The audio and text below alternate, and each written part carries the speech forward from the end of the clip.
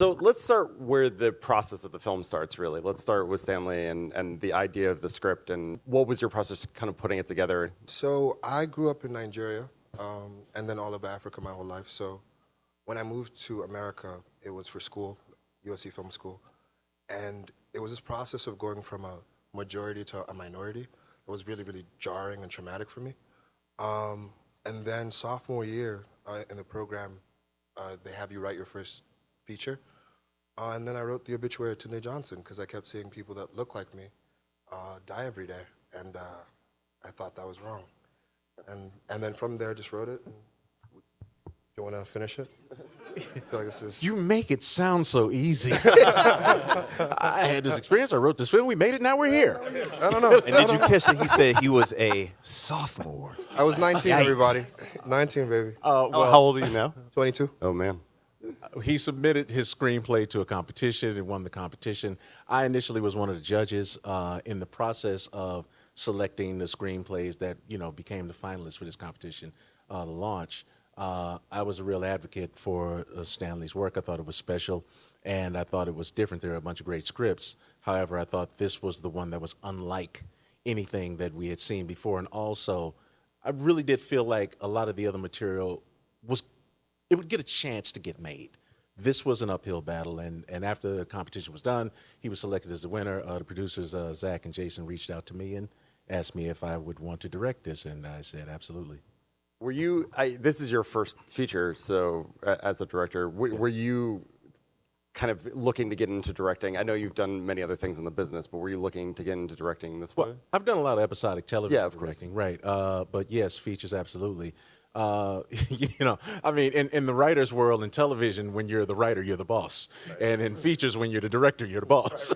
Right. So, it felt better for me to be in that place in features. Where I am in my career, it's been a long time coming to this. But, to helm a story, something special like this, and you're bringing a different set of qualities to it, You don't get a second shot next week to kind of explain and expand and, evolve. It's like, you have to make it work this time. And so that's a very different challenge, directing features.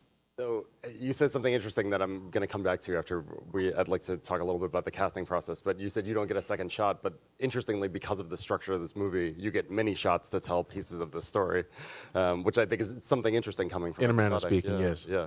But can you talk a little bit about finding these guys? Because the authenticity and the feeling that you all bring to the film is so incredible. Well, I mean, we had a great casting director, and she brought a lot of amazing young talent, and our process was kind of involved, after we got done, kind of whittling down to, what was it? Was it like 4 of you guys? Yeah, I believe the testing session. I'll put it to you like this. What they went through is not something that I'd want to go through. I would hate to have had to sit with 3 other directors and pitch my version of the movie in a room and then wait, then the other guy comes out and then one more guy comes in. So literally we did pairings between Steven and Spencer and 2 other young actors looking for chemistry. And for me, I was looking for how they could take notes, what they were able to bring to their performances in terms of making adjustments, from scene to scene. Because for starters, this film, because of the loop sequences, there's certain nuances that have to be brought. It has to evolve every time you see it. Something has to be different. And Stephen especially, and Spencer to a different degree, were able to bring, these different shadings to the way they dealt with the character from scene to scene to scene. It's just, it was pretty amazing. I was hoping each of you could talk a little bit about what spoke to you when you first read the script and what you connected with, what you didn't, what was challenging for you, just kind of getting into it at the beginning of the process. I think that after finished reading this script, it was hard to not be moved because growing up in America, each one of these topics is something that you have encountered somewhere along the line. And so when I finished reading the script, I was extremely moved. And every time that I try to audition for a project or get chosen for a project or read a script, I try to do things that I feel like ultimately will benefit society in a positive way. And I couldn't see this script not doing that. So for me, that's why I joined. Same. He's like, you made it easy. Yeah, thank you, Stephen. Yeah, I mean, just reading the script, they don't come along that often that are as well written as the initial script, which was actually quite a bit different than what we ended up making. You know, there was like 2 months of rewrites. Yeah. They made it work. Like 40 less pages, too. It was a lot. But yeah, it was just a story that needed to be told, and there was a personal connection as well for me, and yeah, I was just grateful to be a part of it. I think Stanley wrote such a beautiful script. When I read it almost too fast because I was in the moment on every page and I wanted to know what happened next. There wasn't a moment that I was bored or kind of could guess the next page. And he wrote such full characters, and as an actor to be able to play a deep, full characters, all we really want. And he made it so easy for us. And I think a lot of people also can relate to the story. I think there's a lot of different themes in it, but it really is a coming-of-age story. And a lot of people can relate to it, and I mean, I loved being a part of it. So. The film is layered with so many things, and we've touched on many of them, and we've touched on, you know, seeing people die every day, seeing, you know, that vulnerability and what you present as what you aren't, and we talked about the loops.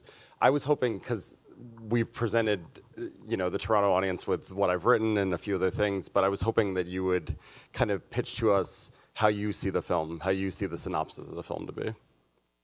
That's a really difficult question. Yeah. Because I wrote it, and so I see it all in all pieces and in all versions. I think it's about a queer black teenager that wakes up every day and is shot by the police on the way to his closeted white boyfriend's house to come out to a conservative pundit dad on like a surface level. I think a lot of it for me is about identity, and identity in the vein of one should be able to own it and not be destroyed because of it.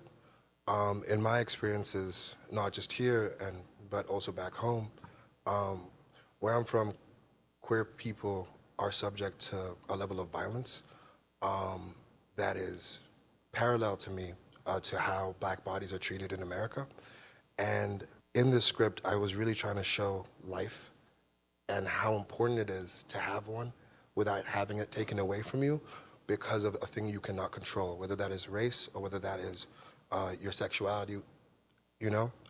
So for me, that's really what it's about. We should celebrate human beings and not snuff them out because they have life, because they have parents, because they have history, and friends.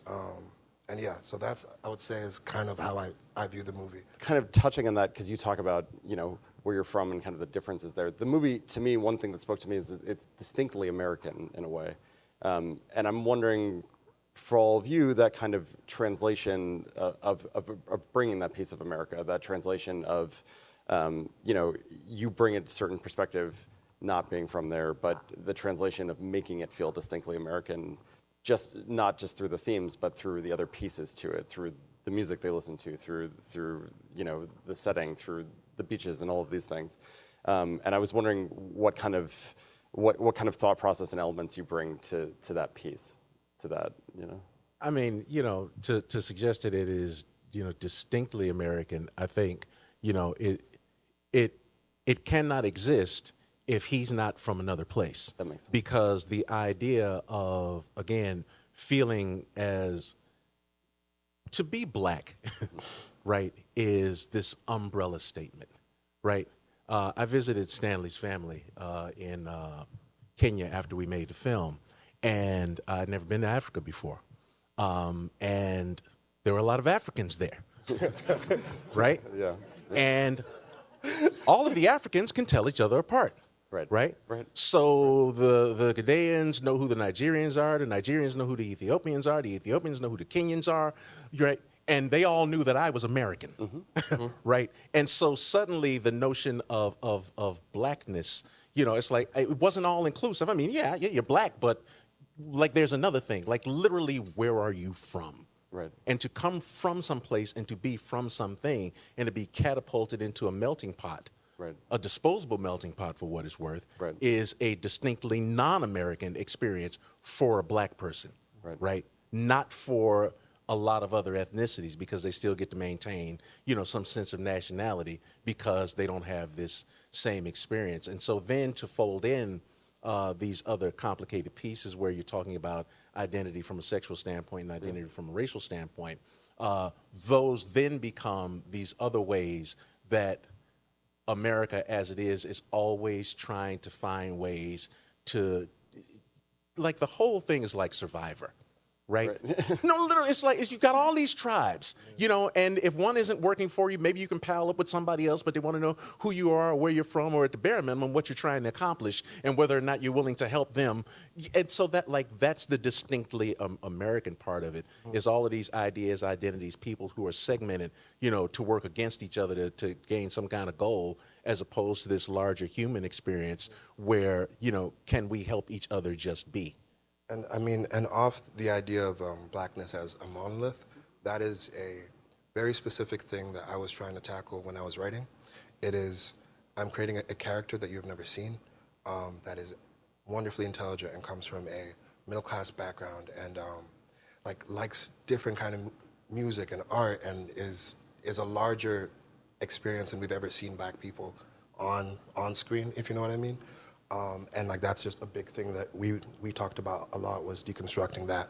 Another thing that stands out to me just in terms of structure of the filmmaking is that I don't know very many movies that have a black lead that deal with time loops. And so when I read the script, that was quite foreign to me, because I audition often and I read a lot of scripts often, and that's something that I've always seen other, predominantly the white race be able to do, that I wasn't sure if I would ever get the chance to be in a film like that, because it's not typically made. I was hoping you could each talk about what you felt was the most challenging thing just coming to this through the process of through the entire process of the project. For me, I don't know that I can pinpoint one thing. Yeah. I think on the surface, in terms of just trying to, I think the timing, the loops, and where my character was in telling the story was quite challenging emotionally, and being able to create the framework for the audience to be able to keep up to which loop we're in and where my character is on his emotional journey. That was quite difficult for me. And also being able to, making this movie while a lot of the subject matter is still affecting people who look like me was quite difficult, because to go back out and live my day-to-day life, and then to come to set to reenact some of the things that I've seen, that was pretty challenging. Also, the time. Like, we shot this thing in 3 weeks? Like 16 days. 16, less than 3 weeks.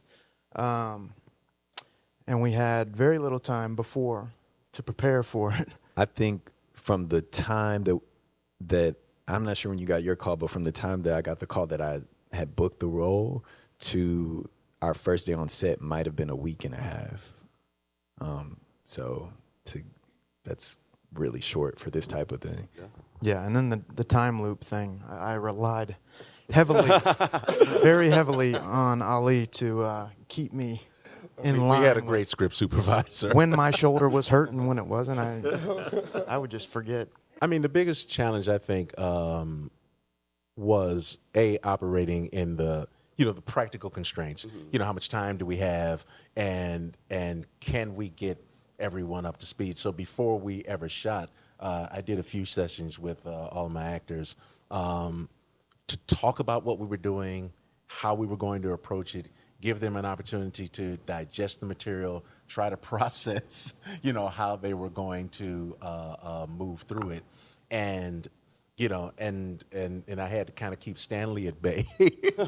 Well, because I had Stanley on set the entire time, which is a little unusual in the director-writer relationship. Directors usually tend to want to get the writers away from them so they can be free. Were the rewrites part of the shooting process? It was it's jazz, man. It was very fluid, live. Yeah, it was that makes sense. Yes, I'm telling you, it was a very alive process.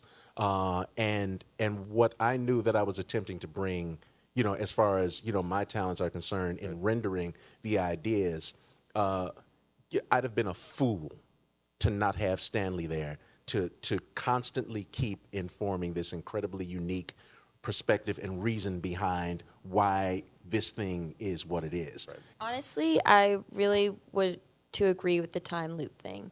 I think that was the most challenging, just seeing emotionally where I was, and just to keep it really specific, because each time loop is super specific. It's not broad. And like he said, with his shoulder, it was like every little thing could throw it off. So just to be really specific. And then for me, it was actually the rewrite process, because I hadn't touched the script, and so I had written it in one draft, and won the competition. And I hadn't touched. Yeah, I know. It sounds very just crazy. like that. Ali's face says everything. So I had written. So it was the first draft that won, and then it was this 2-month kind of grind where I was like writing and rewriting and writing and rewriting. When it's like, hey, yeah, man, this monologue is not working. You have an hour, so you go to this trailer. You just hunch over and figure it out, because I don't know, are things that I had to learn how to do. But now I can write monologues 30 minutes. But I just didn't I'm a writer. Right. I'm a writer. I have a style. I have things that I do, and what I did not want to do is go into the material and start crafting things that. It's the sort of stuff that actors will recognize. They may not necessarily know why this doesn't feel like everything else, but they know something is off. So I didn't want to start crafting words or drafting phrases and putting things into the script word-wise that didn't come from this same place, because if they do, now I got to spend another half hour trying to explain to them why they should say this instead of that, and that's an ego move on my part to protect what I want to have said, as opposed to turning to him and allowing him to craft these words. If there's anything I'm proud of when you do get a chance to see this film, it's the last 10 to 12 minute sequence in the film was crafted by Stanley, and I will say shaped by myself, and to a large degree, there's a lot of improvisation, which is to say the actors were given pieces of dialogue, ideas that we did not script, and so their acting in those moments was just stellar, because they literally were all in the moment, because none of them absolutely knew what the other person was going to do. I just thought it was amazing. It's pretty amazing. I'm going to turn it over to my lovely colleague, Jennifer Barkin, and we're going to take some audience questions. First of all, thank you for doing this. I think it adds to the entire festival and makes the experience very special, so thank you. You mentioned improvisation, so I just wanted to know, what did you guys add to those last 10 to 12 minutes? I just want to look out for that when I do see the movie. I'd say that a lot of the stuff where we're working out the kinks in our relationship, you'll see the resolutions of our relationships, most of that was improv. You also position them in a way where no one actually knew anything. No, very seriously, you'd be like, oh yeah, just do this, don't worry about it. And then you'd go to another person and be like, just do it, this is fine, don't worry. And then they no one would know what the next person was gonna bring to the scene, and then we'd just have to catch up. And I think that really made it really, really special. So from an intersectionality standpoint, though, I really was wondering what made you decide to tackle both race and sexuality? The journey for any person who lives outside of a binary in an African society is very violent. And there's really no way around that. And for me, I can't look at violence, systematic state violence, and not do something about it. And because I exist within these two worlds, America, Africa as a whole, it is very important to me that the work that I do helps people. I truly believe that film is the greatest vehicle for empathy that we have, and when I write, it's usually subjective, because I want to put you in the shoes of these people so that you can experience them. And so to answer your question, there is no way, there is absolutely no way that I can see the things that we've seen, you know what I mean? And not act on it, you know? And I hope that that's a good answer. Yeah. Any last questions that are behind me? Oh, one right here. now you finish the film and then you look back and the first draft and then what is the differences? And then is it the film that initially in your head? And also I'm wondering between the collaboration between the director and the writers, when you started, do you guys see the same film? The first draft was less hopeful than the film is, and I think that was damaging to the film as a whole. And me and Ali really went back and forth for a long time about like how this should end, and how much hope should be infused so that people can attach and feel good. And through that process, I gained a lot more hope about humanity. Like I wrote it sophomore, very angsty, and like really struggling with systems that I felt were devaluing me. And through this process, I found a lot of value. And I think that level of hope is infused in the script, I mean, and in the movie. And I think the movie is way better than I could have ever imagined it to be. In the beginning, we were at odds sometimes because... He was at odds. I was at odds. I was at odds with Ali. Ali was never at odds with me. But then it grew into like a really like beautiful relationship, friendship, creative partnership. We make a great team. I mean, and I literally mean to say we were not at odds because I knew I had every intention of listening to him. I knew that I respected his words. I knew that this was his first experience doing this. So I knew that there were a lot of things that I was bringing to the table in terms of experience and information that he didn't have. And all he could do is trust me or not. But it didn't make any difference because, no, it didn't, because I knew what my own intentions were. And so, you know, as the days go by, you know, whether it's how I'm dealing with him or how he's seeing me deal with, you know, Spencer or Steven, you know, Nicola and Spencer had some very sensitive scenes. You know, Steven and Spencer had some very sensitive scenes. And so when you're watching the way that those things are being dealt with, Stanley's in the room, you know, we kind of understand how this process is going to work. And so then he doesn't have to, he knows he doesn't have to fight me. It's fantastic. I'm going to end it there, but I have to say what you created together and what people will see on screen tomorrow is absolutely unbelievable. I encourage everyone to go see this film. It is so beautiful, and you've heard all about it today. I want to thank you so much for being here on the OLG Dream Deck. Thank you guys for coming. Thank you. Thank you. Thank you. Thank you.